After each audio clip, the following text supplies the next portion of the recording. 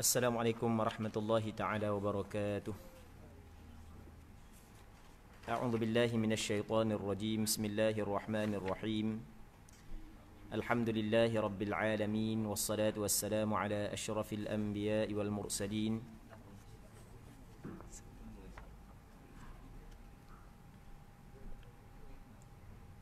wa ala alihi wa sahbihi ajma'in. Allahumma rabbi shrah li sadri ويسر لي أمري واحلل عقدة من لساني يفقهوا قولي ولا حول ولا قوة إلا بالله العلي العظيم. اللهم انفعنا بما علمتنا وعلمنا ما ينفعنا وعلمنا ما جهلنا وذكرنا ما نسينا. اللهم يسر ولا تعسر رب تمم بالخير. اللهم افتح علينا فتوح العارفين وفقنا توفيق الصالحين. اللهم لا سهل إلا ما جعلته سهلا وأنت تجعل الحزن إذا شئت سهلا. Jadi kita sambung balik pengajian kitab Mukhtasar Syu'abil Iman lil Baihaqi ataupun 77 cabang iman menurut Al-Quran dan Hadis karangan Imam Al-Qazwini Asy-Syafi'i rahimahullahu subhanahu wa ta'ala wa nafa'ana Allahu bi'ulumihi fid darain amin. Muslimin muslimat yang dirahmati oleh Allah Subhanahu wa taala. Kitab yang kita akan bincang pada malam ni adalah kitab yang kita baca dah sebelum daripada ni. Cuma kita sambung balik je perbincangannya. Cuma sebagai peringatan tentang kitab yang kita nak baca ni, kitab ni dinamakan sebagai cabang iman. Cabang iman.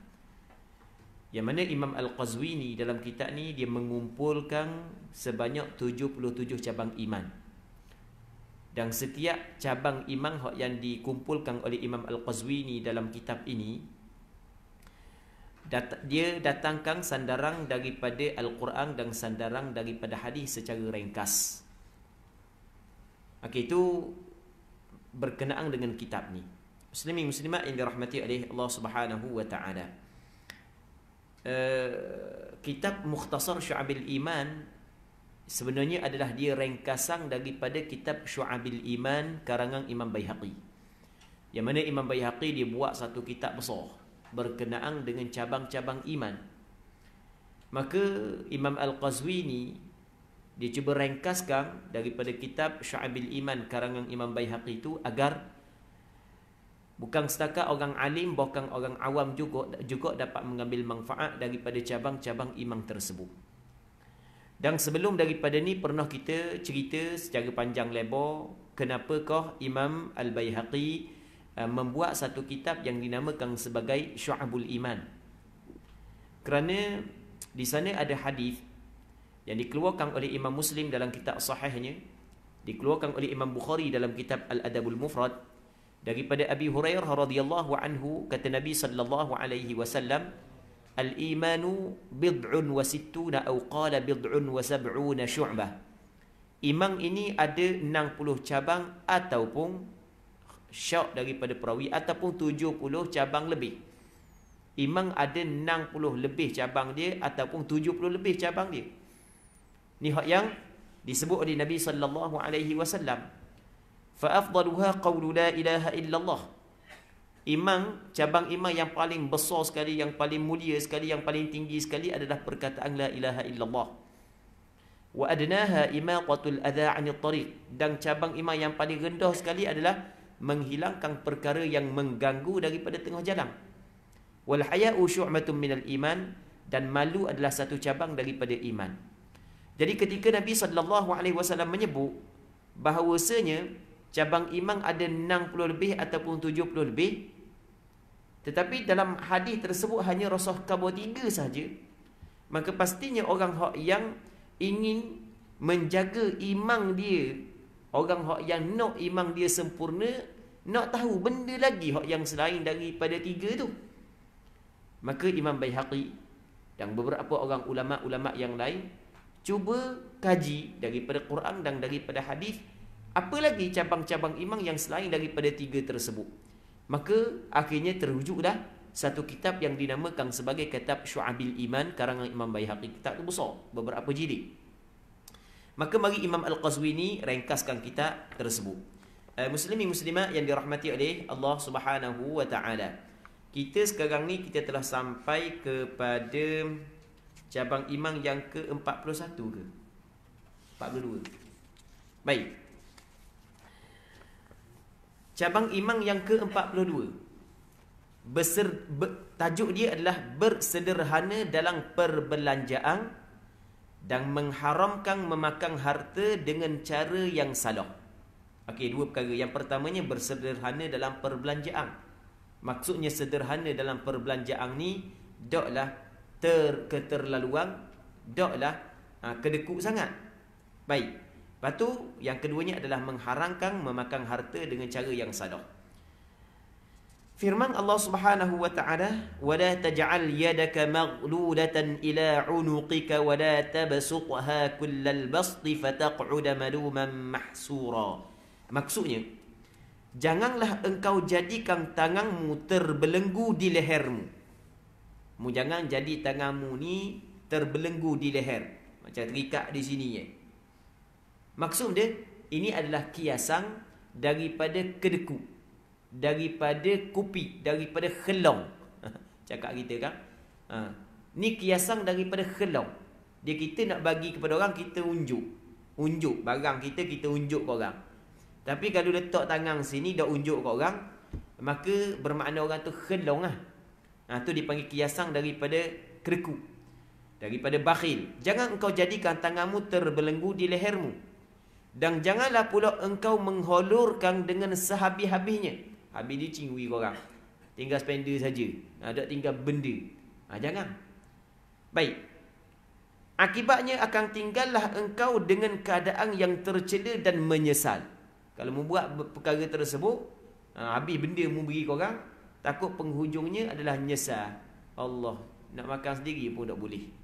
Baik, muslimin muslimat yang dirahmati oleh Allah Subhanahu wa taala. Sebab itulah sebaik-baik perkara adalah sederhana. Sebaik-baik perkara adalah pertengahan. Di sana ada hadis yang mana disebut khairul umuri awsatuha. Ada riwayat yang kedua, khairul umuri awsatuha.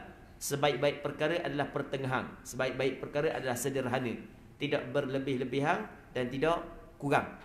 Baik. Cuma hadis ni adalah hadis dhaif, bukan hadis sahih. Tapi walau bagaimanapun makna dia betul. Makna dia disokong oleh dalil-dalil yang lain. Antaranya dalil yang menyokong kepada makna hadis sebaik-baik perkara adalah sederhana adalah ayat ni. Baik. Muslimin muslimat yang dirahmati oleh Allah Subhanahu wa taala. Cuma dia ada cumalah. Cuma kadang-kadang kalau orang belajar banyak ni, ataupun kalau orang belajar banyak dah, dia akan jumpa dengan satu kisah yang mana Sayyidina Abu Bakar telah berinfak kepada fi sabilillah dengan keseluruhan harta dia. Okey, mungkin sebahagian daripada kita pernah dengar cerita ni. Yang mana ketika mana Rasulullah sallallahu alaihi wasallam menyarankan para sahabat dia berinfak fi sabilillah, maka kata Sayyidina Umar, pada hari ni aku nak bagi banyak biar kalah Abu Bakar. Sebab lepas-lepas dah kalah Sayyidina Abu Bakar depan sokmo. Benda kebaikan Sayyidina Abu Bakar depan sokmo, laju sokmo. Kalah orang lain belaka. Kali ni aku nak bagi benda yang kalau biar kalah Sayyidina Abu Bakar. Baik. Sayyidina Umar infak fi sabilillah, Abu Bakar pun infak. Maka Rasulullah tanya kepada Sayyidina Umar, "Wahai Umar, mu tinggal benda untuk keluargamu?" Kata Sayyidina Umar, "Aku tinggal separuh seumpama hak yang aku berikan." Ingat banyak dah. Tapas tai Sayyidina Abu Bakar, "Abu Bakar, mu tinggal benda kepada keluargamu?" Apa kata-kata Abu Bakar? "Aku tinggal Allah dan Rasulnya." Tak ada tinggal benda pun. Adakah perbuatan Rasulullah tak marah benda pun? Rasulullah sallallahu alaihi wasallam benda tidak larang pun Abu Bakar buat sedemikian. Adakah perbuatan Abu Bakar As-Siddiq radhiyallahu anhu, seorang sahabat yang paling mulia selepas daripada Rasulullah sallallahu alaihi wasallam, baik, adakah menyalahi perintah Allah Subhanahu wa taala dalam Al-Quran? Tidak. Kerana perbuatan Sayyidina Abu Bakar, dia tidak ada penyesalan di belakangnya setelah daripada dia berinfak keseluruhan harta dia. Okey, itu yang pertama. Yang keduanya, Sayyidina Abu Bakar dia mengetahui bahawasanya dia mampu untuk memperolehi kembali nafkah hak yang diwajibkan kepada dia dan kepada keluarga dia. Maksudnya dia mampu untuk mencari semula. Baik, muslimin muslimat yang dirahmati oleh Allah Subhanahu wa taala. Firman Allah Subhanahu wa taala, وَالَّذِينَ إِذَا أَنفَقُوا لَمْ يُسْرِفُوا وَلَمْ يَقْتُرُوا وَكَانَ بَيْنَ ذَلِكَ قَوَامًا. Terjemahannya, mereka yang apabila membelanjakan hartanya tiadalah melampaui batas dan tiada bakhil kedeku. Maksudnya tidaklah habis licin dan tidaklah kedeku, dan perbelanjaan mereka adalah betul sederhana, pertengahan. Baik. Jadi ini antara golongan hak yang Allah Subhanahu wa taala puji. Jadi benda ataupun golongan hak yang Allah taala sebut dalam Al-Quran, golongan hak yang Allah taala puji. Jadi pastinya ini termasuk dalam perkara hak yang diperintah oleh syarak. Beginilah hak yang diperintah kepada kita adalah bersederhana dalam berinfak. Setengahnya hadis Mughirah bin Syu'bah radhiyallahu anhu dalam Sahih Muslim. Kata Mughirah bin Syu'bah, wa naha an thalath qila wa qal wa idha'atil mal wa kathratis su'al. Maksudnya baginda melarang 3 perkara. Ini 3 perkara yang Rasulullah sallallahu alaihi wasallam larang. Dia sebenarnya benda yang Rasul larang banyak. Cuma yang ingin diceritakan oleh Syu'bah, Mughirah bin Syu'bah dalam hadis ni 3 perkara. Yang ku ingat ni 3 perkara ni memang Rasul larang sungguh dah. Tapi bukanlah maksud 3 perkara ni dia Rasul larang. Banyak lagi. Cuba kita tengok dalam Quran, kita tengok dalam hadis-hadis yang lain, banyak lagi benda yang Rasulullah sallallahu alaihi wasallam larang. Cuma hak yang dalam hadis ni Mughirah bin Syu'bah menyebut ada 3 larangan hak yang dilarang oleh Rasulullah. Yang pertamanya adalah baginda melarang khabar an qila wa qal. Jadi maksudnya dia qila wa qal ni maksudnya kata gitu, kata gini. Jadi kita percayalah ke benda-benda hak yang disampaikan kepada kita. Tu qila wa qal. Itu yang pertama. Lepas tu yang keduanya, benda kita ni lepas daripada kita dengar tanpa kita tapis terlebih dahulu, terus kita kabar korang, kita sebar korang. Hak tu benda hak yang dilarang oleh Nabi sallallahu alaihi wasallam. Yang keduanya adalah menyia-nyiakan harta. Mensia-siakan harta dia termasuk dalam perkara yang dilarang. Dia maksud mensia-siakan harta adalah kita ataupun kita belanjakan harta tersebut bukan pada tempat yang diredai oleh Allah. Tetapi kalau kita belanjakan harta tersebut pada tempat yang diredai oleh Allah, dia tidak termasuk dalam idha'atul mal. Seorang yang menghabiskan harta kepada apa yang Allah Ta'ala redha, dia tidak termasuk dalam perkara yang dilarang oleh agama. Sebab itulah di sana ada hadis kata Nabi sallallahu alaihi wasallam, la hasada illa fi ithnatain. Tidak ada hasad, tidak ada iri hati yang dipuji oleh syarak melainkan pada 2 perkara. 2 perkara ni kalau kita iri hati, kalau kita nak seperti itu, syarak puji. Comel buat gini. Satunya kata Rasulullah, rajulun atahu Allahu mala fasallatahu ala halakatihi fil haq. Seorang lelaki yang Allah Ta'ala kurniakan kepada dia harta yang banyak. Orang ni Allah Ta'ala bagi bermacam-macam harta kepada dia. Lepas tu dia telah mengerasi diri dia untuk membinasakan harta tersebut kepada perkara yang benar, perkara yang dituntut oleh syarak, perkara yang diwajib, perkara yang disunatkan. Dia cuba menghabiskan harta kepada perkara tersebut. Golongan ni comel sangat, mung saat ni tu ingin jadi seperti dia. Kalau mu tengok orang ada buat benda gitu, dia memiliki harta yang banyak dan dia berinfak dengan banyak, maka comel sangat, mung saat itu ada dalam hatimu nak jadi macam dia. Maka itu golongan yang pertama yang Allah Ta'ala puji kita kalau kita nak jadi seperti orang lain. Yang keduanya adalah orang yang Allah Ta'ala bagi ilmu agama, dia beramal dengan ilmu, dia menyampaikan ilmu agama, molek dalam hatimu, mu nak juga seperti dia. Tapi kalau selain daripada itu, tak payahlah.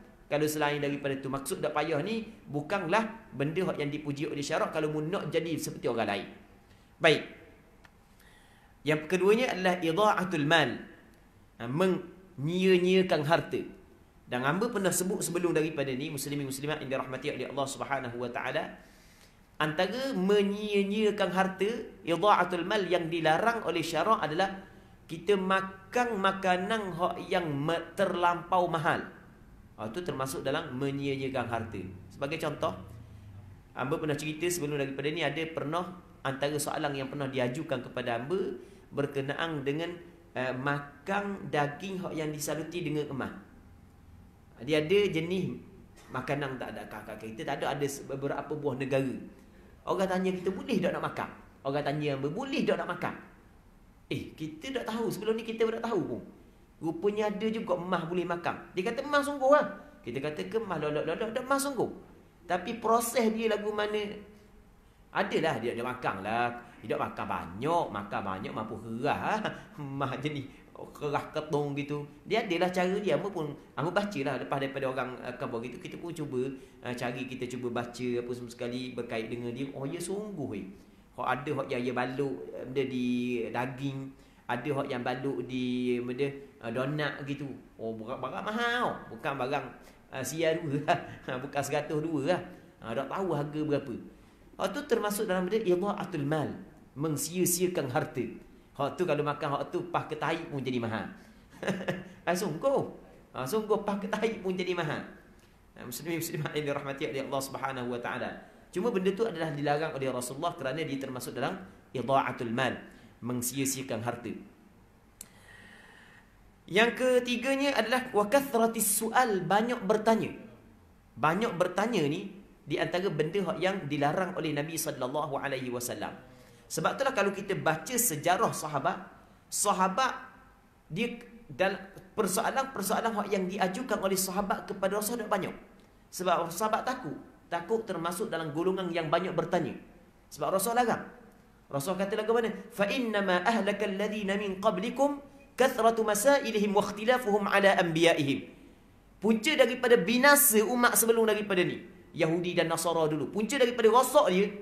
Siapa tak takut? Apabila Rasulullah khabar punca daripada rosak ni, pokok dulu sebelum daripada kamu adalah kathratu masailihim. Banyak sangat mereka bertanya. Banyak bertanya apabila orang khabar wa ikhtilafuhum ala anbiya'ihim. Dah ikut pula menyalahi mereka itu ke atas nabi-nabi mereka itu. Mereka itu dah ikut pula apa yang Nabi suruh. Tanya banyak saja. Jadi sehingga kan para sahabat takut untuk bertanya kepada Nabi sallallahu alaihi wasallam. Kalau mari ada orang Arab Badui mari tanya Rasulullah, maka para sahabat suka gembira sebab dapat belajar daripada pertanyaan dia. Nak tanya sendiri takut. Sebab Rasul larang. Baik, muslimin muslimat yang dirahmati oleh Allah Subhanahu wa taala. Tetapi kalau dalam benda yang benda yang penting, benda yang melibatkan halal dan haram, tu jelaslah. Tu ramailah para sahabat tanya. Ada tu melibatkan, tapi benda yang tak patut tanya benda yang benda tidak memberi manfaat kepada dunia, tidak memberi manfaat kepada akhirat pun tanya juga, maka waktu dilarang oleh Nabi sallallahu alaihi wasallam. Baik. Seterusnya kata dia, cabang iman yang ke-43, tidak menipu, hasad dengki dan seumpamanya. Jadi agama kita adalah agama benar. Agama kita bukan agama yang redha ataupun yang suka dengan sifat pelawak, dengan sifat nipu. Sebab itulah kita dapati bahawasanya antara sifat yang wajib bagi para nabi, para rasul adalah sidq. Kita belajar dalam akidah, wajib bagi para rasul dan nabi bersifat dengan 4 sifat. Yang pertamanya adalah sidq, benar. Baik, agama kita adalah agama benar. Para nabi dan para rasul bersifat dengan sidq. Begitu juga para ulama juga bersifat dengan sidq. Kalau kita tengok, kalau kita belajar dalam ilmu hadis ataupun pengajian hadis, ternyata syarat yang paling penting untuk menerima hadis yang datang daripada seorang perawi, kena pastikan perawi itu bersifat dengan benar. Kalau perawi itu pelawak, maka hadis dia tidak diterima. Sedangkan kita kalau orang tu biasa pelawak tak ada yang dia cakap benar. Tetapi oleh kerana nak mengambil langkah berhati-hati tentang hadis Rasulullah, kalau perawi itu penuh pelawak, maka tidak diterima periwayatan dia. Tidak diterima riwayat dia. Agama kita adalah agama benar, muslimin muslimat yang dirahmati oleh Allah Subhanahu wa taala. Jadi sebab itulah antara perkara yang cukup dilarang oleh agama adalah berdusta, pelawak. Sehingga kata Nabi sallallahu alaihi wasallam, iyyakum wal kadhib. Mu kena jauhi diri kamu daripada berdusta. Mu kena jaga-jaga, jangan mu kena berhati-hati ni. Fa innal kadhiba yahdi ila al fujur wa innal fujura yahdi ila an-nar. Kerana pelawak ni dia akan membawa kepada kejahatan dan kejahatan akan membawa kepada neraka Allah Subhanahu wa taala. Okey, itu yang pertama. Tak nipu. Hasad dengki.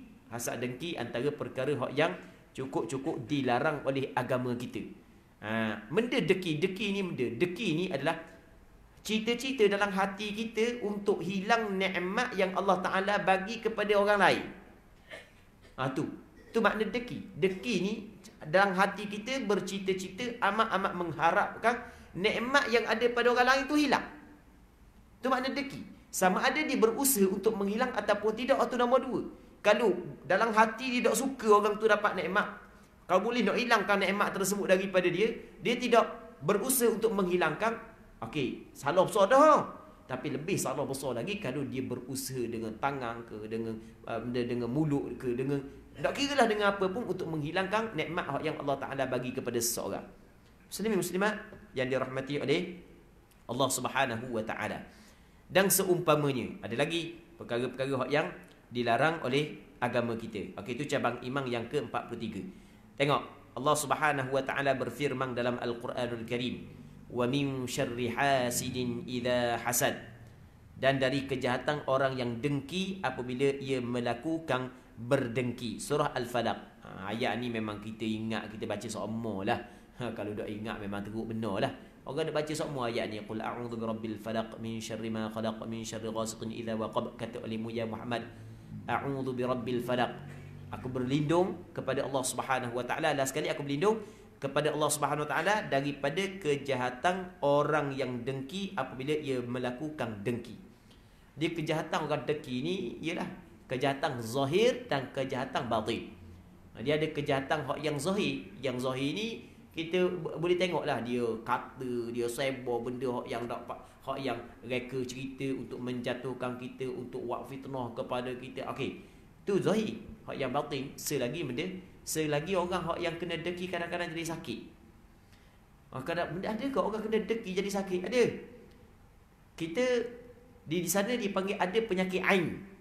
Ada penyakit ain. Penyakit ain adalah penyakit yang terjadi kerana pandangan mata yang jahat.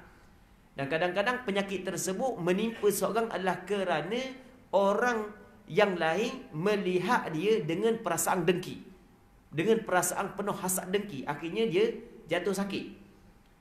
Ni bukan reka-reka cerita. Ni disebut oleh Nabi SAW.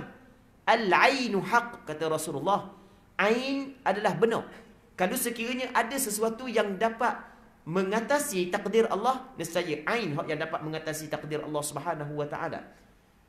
Baik, ain ni adalah suatu benda yang benar. Muslimin muslimat yang dirahmati oleh Allah Subhanahu wa taala. Dia ain ni kadang-kadang dia sebenarnya ain ni bukan kerana deki saja. Kadang-kadang orang tu hanya memandang, kadang-kadang rasa kagum dengan seseorang. Pun ada juga kena penyakit ain. Cuma ada juga kerana penyakit ain terjadi adalah disebabkan orang tengok dia tu dengan perasaan hiri hati dan penuh dengan hasad dengki. Baik, jangan main. Sebab itulah kita kena sentiasa minta berlindung kepada Allah Ta'ala daripada terkena penyakit ain. Antara doa yang Rasulullah SAW ajar kita baca adalah, mana tak ingat? A'udzu bikalimatillahi tammah min kulli syaitanin wahammah wa min kulli ainil lammah. Tu daripada setiap ain. Tu ya tu. Baik, tu antara doa yang Rasulullah SAW ajar kita baca untuk mengelak ataupun menjadi benteng diri kita daripada terkena penyakit ain. Dan penyakit ain benda dan kena jadi sakit lah. Sakit pergi hospital dok jumpa penyakit ya. Pergi hospital dok jumpa penyakit. Muslim muslimat yang dirahmati oleh Allah Subhanahu wa taala. Baik. Katanya Dan ada sebahagian daripada masyarakat Arab dulu, di zaman Rasulullah, ada satu kabilah tu kuat sangat penyakit ain. Puak dia kali nak makan unta, dia pakai tenung unta puak dia. Dia pakai tenung je. Dia pakai tenung unta, rebah unta. Jangan main. Hak ni ada wujud. Dalam Al-Quran Allah Ta'ala kata lagu mana? Wa in yakadu alladhina kafaru yuzliqunaka bi absarihim lamma sami'u dzikra. Okey, ayat ni menceritakan bahawasanya ada orang yang hanya melihat dengan pandangan mata, ia dapat memberi mudarat kepada orang lain. Melihat dengan mata dapat memberi mudarat kepada orang lain. Dan sebahagian daripada ulama tafsir ketika dia mentafsirkan ayat tersebut, dia menyebut bahawasanya di sana ada kabilah daripada orang Arab, dia dapat memudaratkan orang dengan mata dia. Pada hakikatnya Allah lah yang memberi mudarat. Tapi nak koyak pandangan mata dia tajam sangat sampai ke tenung unta rebah. Unta rebah. Sebesar-besar unta rebah. Allah, muslimin muslimat yang dirahmati oleh Allah Subhanahu wa taala. Jadi oleh kerana orang yang berdengki ni ada kejahatan dia, kejahatan yang mungkin kejahatan saat itu kita nampak, dan mungkin kejahatan saat itu menyebabkan kita sakit, maka kita kena minta berlindung kepada Allah Subhanahu wa taala. Sebab tu tengok dalam surah Al-Falaq, antara benda yang Allah Taala ajar kepada kita adalah kita kena minta berlindung kepada Allah daripada kejahatan orang yang deki apabila ia melakukan berdengki. Jadi orang deki ni dia ada kejahatan dia. Maka sebab itulah agama kita melarang kita daripada berhasad dengki. Firman Allah Subhanahu wa taala, am yahsuduna an-nasa ala ma atahumullahu min fadlih. Maksudnya atau patutkah mereka deki kepada manusia disebabkan nikmat yang telah diberikan oleh Allah kepada mereka dari limpah kurniaannya. Tengok. Jadi munasabah dia berdengki kepada manusia kerana di atas nikmat yang Allah Ta'ala bagi, yang mana Allah Ta'ala bagi saat itu daripada anugerah daripada Allah Ta'ala. Allah Ta'ala bagi itu daripada anugerah Allah Ta'ala. Baik, mudeki, sedangkan itu adalah nikmat yang Allah Ta'ala bagi, anugerah Allah Ta'ala kepada dia. Jadi mudeki, kalau kira nak hilang nikmat tersebut daripada seorang, jadi seolah-olah mung tidak redha dengan apa yang ditetapkan oleh Allah Subhanahu wa taala. Sedangkan di antara rukun iman kita kena redha dengan qada dan qadar, sama ada baik ataupun buruk. Termasuklah nikmat-nikmat yang Allah Ta'ala bagi kepada orang lain, tidak bagi kepada kita, kita kena redha. Tiba-tiba dia mari dalam hati iri dalam hati dia, iri hati kepada perkara tersebut. Baik, apa adalah beberapa orang sahabat asatidah ketika hamba ada buat penulisan berkenaan dengan masalah penyakit ain. Lepas tu hamba pun buat mari beberapa hadis berkenaan dengan penyakit ain. Lepas tu beberapa hadis yang doa-doa yang Rasulullah sallallahu alaihi wasallam ajar. Ada beberapa orang sahabat asatidah, dia sebut, dia kata yang belajar di Yaman lah, dia kata di Yaman ni kadang-kadang teruk penyakit, dia orang yang mempunyai pandangan mata yang tajam sampai kalau tengok rumah sampai ke rutuh rumah. Hamba tak tahu betul ke tak, tapi gitu sahabat-sahabat kita daripada Yaman cerita. Bukan hak yang cerita ni orang kampung, sahabat-sahabat kita daripada ustaz-ustaz. Ustaz-ustaz hak yang ada sebahagian hak yang pernah mengajar sini pun ada. Tak tahulah sejauh mana kesahihan. Tapi begitu hak yang disebut oleh mereka. Sebab itulah dia kata kalau di Yaman lah, dia kata biasa kalau rumah-rumah kereta-kereta baru beli apa semua sekali kan, dia akan tulis benda hadza min fadli rabbi. Dia tulis begitu, hadza min fadli rabbi, ini adalah daripada kurniaan Tuhanku untuk mengelak daripada terkena penyakit ain. Baik, sebab memang betul dalam Quran Tuhan kata am yahsuduna an-nasa ala ma atahumullahu min fadli, daripada kurniaan Allah Subhanahu wa taala. Jadi kalau perhati, kalau orang bersegi Yaman tu, ada setengah-setengah rumah dia tulis hadza min fadli rabbi. Dan kamu tengok di tempat kita ada juga setengah-setengah mungkin diambil daripada Yaman tu lah, itu tulis hadza min fadli rabbi. Muslimin muslimat yang dirahmati oleh Allah Subhanahu wa taala. Jadi orang yang pandai baca tak apalah, nak rasa deki baca. Ni adalah anugerah daripada Tuhan. Kamu deki apa? Kata Tuhan kamu dalam Quran kan yahsuduna an-nasa ala ma atahumullahu min fadli. Baik, nak deki apa? Jadi dia kata hak tu antara benda hak yang dapat menghalang daripada terkena penyakit ain. Wallahu alam, betul ke tak lagu mana wallahu alam dah. Begitu juga masa Ahmad Ushiri ada seorang ulama dia masih lagi muda lah. Nama Syekh Abdul Sattar tak silap ingat. Dia memang orang yang start daripada kecil Allah Ta'ala bagi petah dalam bercakap. Kecil umur belasang tahun tu berkhutbah dah. Dia kalau di Syria ni yang masa belajar dululah. Dia tok khatib yang jadi imam di masjid tu dia ulama. Dia ulama. Dia ke tempat kita ni oleh kerana tidak cukup. Jadi tak kira lah tak ulama pun tak apa. Baik, yang penting luluh je. Luluh benda temu duga, okey boleh lah. Dia ulama yang boleh jadi tok khatib. Baik. Dia masa boleh khutbah tu umur belasang tahun. Tapi dia sakit. Dia sakit, dia bagi ngeju. Kadang-kadang mari sakit nyatok habis. Nyatok habis. Mari sakit ngeju. Tengah-tengah khutbah kadang-kadang mari sakit ngeju. Tengah-tengah jalan mari sakit ngeju. Lepas tu hamba dengar sahabat-sahabat yang rapat dengar dia lah. Hamba pun belajar juga dengan dia. Cuma kita tak tanya, tak dengar daripada mulut dia sendiri. Cuma kita dengar daripada sahabat-sahabat orang rapat dengan dia. Dia kata rupanya dia Syekh tu pernah cerita masa kecil tu dia kena penyakit ain. Maksudnya dia kerana dia berkhutbah masa umur belasang tahun tu, orang kagum, orang rasa hebat sampai ke sakit ke dia. Wallahu a'lam. Tapi yang sakit itu memang kita tengok sendirilah masa dia sakit tu kita tengok. Maksudnya mari ngeju. Dia mari ngeju. Dah mari kau lembek loli. Baik. Muslimin muslimat yang dirahmati oleh Allah Subhanahu wa taala. Hadis Anas radhiyallahu anhu dalam sahih Muslim kata Nabi sallallahu alaihi wasallam, la tahasadu wa la tabaghadu wa la taqata'u wa kunu ibadallahi ikhwana. Jangan saling berhasad. Jangan saling berhasad. Jangan saling membenci dan memutuskan hubungan sesama kamu. Jadilah hamba Allah yang bersaudara. Allah ni kata Rasul, wa kunu ibadallahi ikhwana. Hendaklah kamu jadi hamba Allah yang bersaudara. Sebab kita sesama muslim ni kita bersaudara. Innamal mu'minuna ikhwah. Sesungguhnya orang-orang beriman adalah bersaudara. Maka apabila kita orang beriman bersaudara, maka kita kena jaga saudara kita. Maka tidak boleh kita saling benci, membenci, saling memutuskan hubungan, saling berhasad dengki. Waktu tidak dibolehkan. Dalam hadis Anas bin Malik radhiyallahu anhu dalam sahih Bukhari, tadi sahih Muslim, la tabaghadu, kata Nabi sallallahu alaihi wasallam, la tabaghadu wa la tahasadu wa la tadabaru wa kunu ibadallahi ikhwana wa la yahillu limuslim an yahjura akhahu fawqa thalath layal yaltaqiyani yasuddu hadha wa yasuddu hadha wa khairuhuma alladhi yabda'u bis salam. Baik, jangan saling benci, jangan saling berhasad dengki dan berpaling sesama kamu. Jadilah hamba Allah yang bersaudara. Muslimin muslimat yang dirahmati oleh Allah Subhanahu wa taala. Nabi sallallahu alaihi wasallam ketika mana dia berhijrah daripada Mekah kepada Madinah, yang mana ada sebahagian, pada mula-mula bukan semua penduduk Madinah tidak lagi beriman, hanya sebahagian. Sebahagian penduduk Madinah telah beriman kepada Nabi sallallahu alaihi wasallam.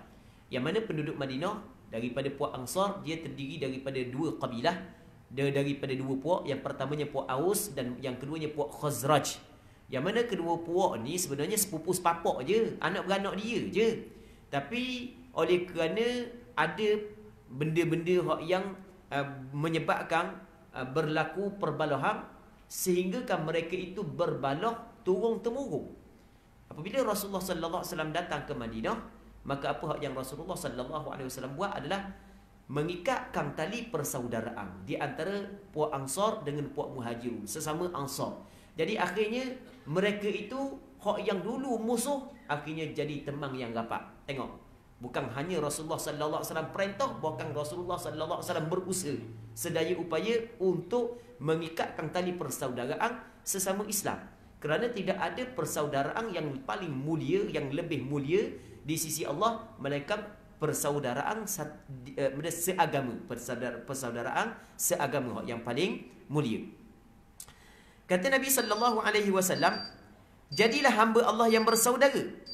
Tidak halal bagi seseorang muslim memulau saudaranya lebih daripada 3 malam. Ini dia secara mutlak begitulah, secara umum begitulah. Tapi dalam hal-hal tertentu boleh pulau. Dalam hal-hal tertentu boleh pulau. Sebagai contoh, orang tu pelaku maksiat. pelaku maksiat. Jadi kita pulau dia adalah supaya dia tinggal maksiat tersebut. Okey, itu tidak menjadi masalah, tapi ada syarat-syarat dia lah. Baik. Kata Nabi sallallahu alaihi wasallam, keduanya bertemu namun masing-masing berpaling. Hak ni dak layang, hak ni pun dak layang kau ni. Yang terbaik daripada mereka ialah yang memulakan ucapan salam. Tengok kata Rasul, hak yang paling baik adalah orang hak yang memulakan ucapan salam. Ketika apabila kita dengar Rasulullah kata hak yang paling baik adalah orang yang memulakan ucapan salam, maka kita buat lalu. Kalau kita jumpa dengan kawan kita, biar kita ucap salam mula-mula sekali. Dalam satu hadis, pernah Nabi sallallahu alaihi wasallam bersabda, kata Rasulullah sallallahu alaihi wasallam, la tuftahanna al-Qistintiniyah. Ataupun lagi akan ditakluk, lagi akan ditawan kota Konstantinopel, Istanbul, Turki. Masa ketika itu dia berada di bawah jajahan Rom, di bawah Kristian lagi. Akan ditakluk kota tersebut. Wala ni'mal amiru amiruha, wala ni'mal jaishu dzalikal jaish. Sebaik-baik pemimpin adalah pemimpin yang membebaskan, yang menawang kota tersebut. Dan sebaik-baik tentera adalah tentera yang menawang kota tersebut. Kata Nabi sallallahu alaihi wasallam. Maka ada seorang sahabat Rasulullah sallallahu alaihi wasallam, nama dia Abu Talhah, tak silap ingatlah. Yang mana apabila dia dengar perkataan begitu keluar daripada mulut Rasulullah sallallahu alaihi wasallam, bukan dia saja, bukan sahabat-sahabat yang lain, lambat je ada tentera yang diutuskan untuk menyerang ataupun untuk berperang dengan dengan puak-puak Rom ketika itu, dia orang yang mula-mula daftar. Mula-mula daftar untuk menyertai sama. Kerana dia ingat Rasul kata sebaik-baik tentera. Jadi dia nak apa yang Rasul khabar tu sebaik-baik. Baik, begitu juga kita muslimin muslimat yang dirahmati oleh Allah Subhanahu wa taala. Ketika kita dengar Rasul kata sebaik-baik di antara dua orang Islam adalah orang yang memulakan bagi salam, maka biar kita mula bagi salam agar kita termasuk dalam perkataan Rasul kita adalah orang yang baik. Kita ni ramai masyarakat kita yang kata kita orang baik, tapi ada juga yang kata kita orang tak baik. Tapi ramai yang kata kita orang baik. Tapi pujian daripada manusia biasa masih lagi belum mendapat kepujian yang sebenar di sisi Allah Subhanahu wa taala. Orang yang tengok kita saat itu segi zahir, hakikat tak tahu bagaimana. Tetapi kalulah pengiktirafan itu diberi oleh Rasulullah, pastinya pengiktirafan itu juga akan dapat daripada Allah Subhanahu wa taala. Jadi Rasul kata orang yang paling terbaik adalah orang yang memulakan salam. Maka kita ambil peluang ni agar kita termasuk dalam golongan orang yang Rasul kata orang yang paling terbaik. Jadi kita mula salam. Baik. Seterusnya kata dia muslimin muslimat yang dirahmati oleh Allah Subhanahu wa taala, syair dan ucapan hikmah. Dengan sanad yang bersambung kepadanya, Al-Baihaqi beritahu kami dengan sanadnya daripada Hasan pada firman Allah Taala, wa min syarri hasidin idza hasad. Katanya itulah dosa pertama yang berlaku di langit. Maksud dia mari syair dan ucapan hikmah. Ni bukan perkataan, ni bukan Al-Quran, ni bukan hadis, tapi perkataan ulama. Yang mana perkataan ulama ni memang betul lah. Baik, ataupun perkataan ni kata-kata hikmah. Kata Syekh Imam Al-Qazwini dengan sanad yang bersambung kepadanya. Kepada siapa? Kepada Imam Baihaqi. Maksud dia dengan sanad yang bersambung kepada Imam Baihaqi. Jadi Imam Al-Qazwini ketika dia nak menceritakan apa yang disebut oleh Imam Baihaqi dalam kitab Syu'abil Iman, mesti dia kena ambil, maksudnya dia ambil hadis ni daripada guru dia ambil daripada guru dia sampai kepada Imam Baihaqi. Imam Baihaqi pun ambil daripada guru dia sampai kepada Hasan Al-Basri. Begitu. Bukan hanya baca sini tanpa belajar terlebih dahulu.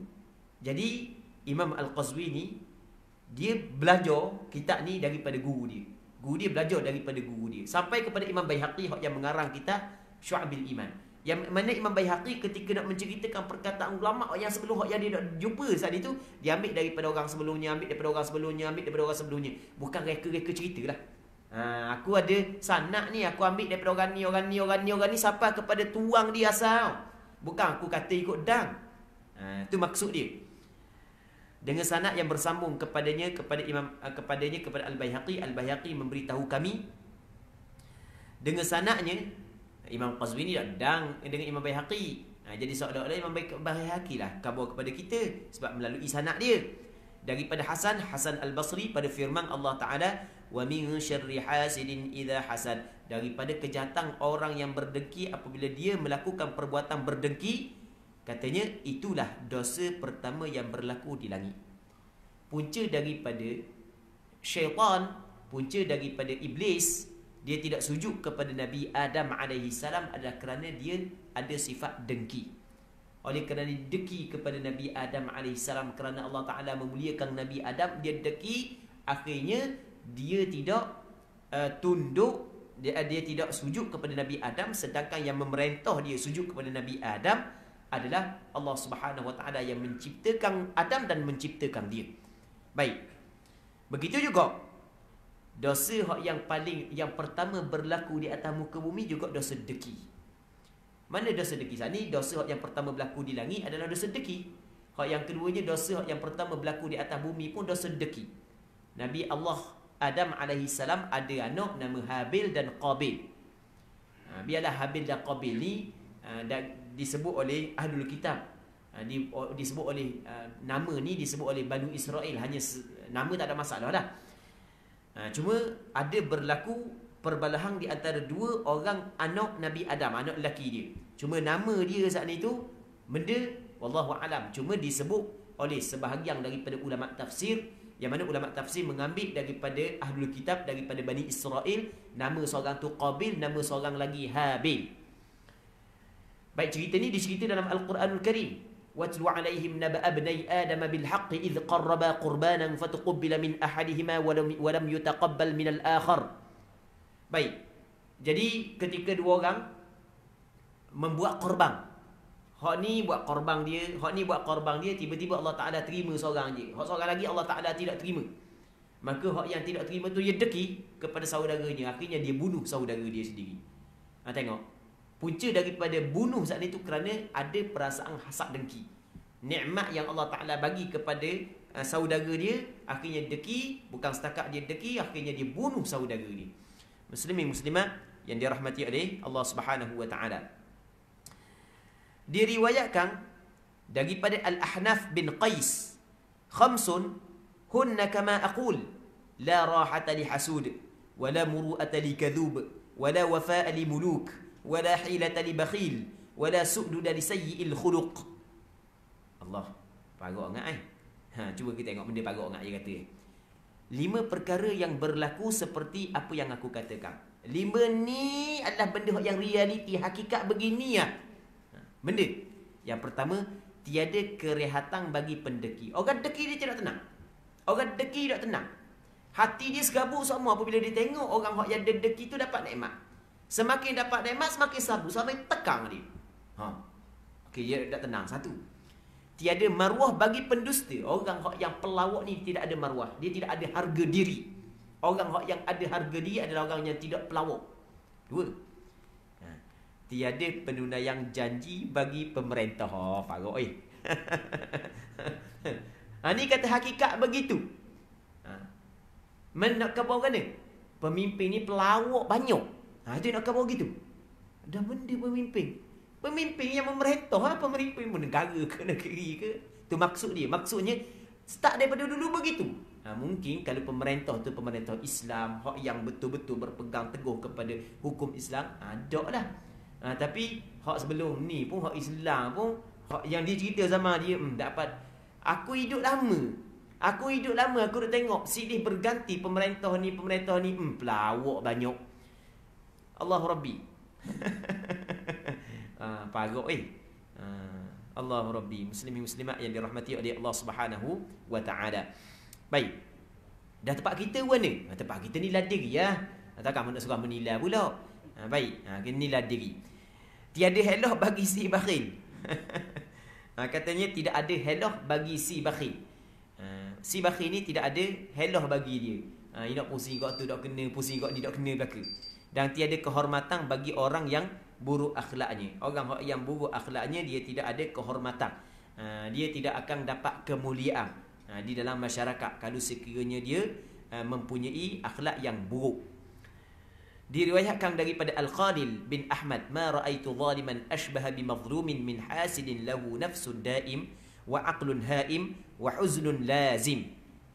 Jadi untuk malam ni kita berhenti sini dululah. InsyaAllah kita sambung balik pada minggu-minggu akan datang kalau sekiranya dipanjangkan umur. Dan kita berdoa kepada Allah agar apa yang kita bincang pada malam yang mulia ini diberkati oleh Allah Subhanahu wa taala. Dan semoga Allah Subhanahu wa taala mengurniakan kepada kita keikhlasan dalam perkataan dan perbuatan kita. Wallahu Subhanahu wa taala a'la wa a'lam. Allahumma haqqiqna bittiba'i nabiyyika Muhammadin sallallahu alaihi wasallam zahiran wa batina. Allahumma ij'alna mimman yastami'una al-qawla fayattabi'una ahsana. اللهم إنا نسألك الإخلاص في القول والعمل وصلى الله على سيدنا محمد وعلى آله وصحبه أجمعين والحمد لله رب العالمين.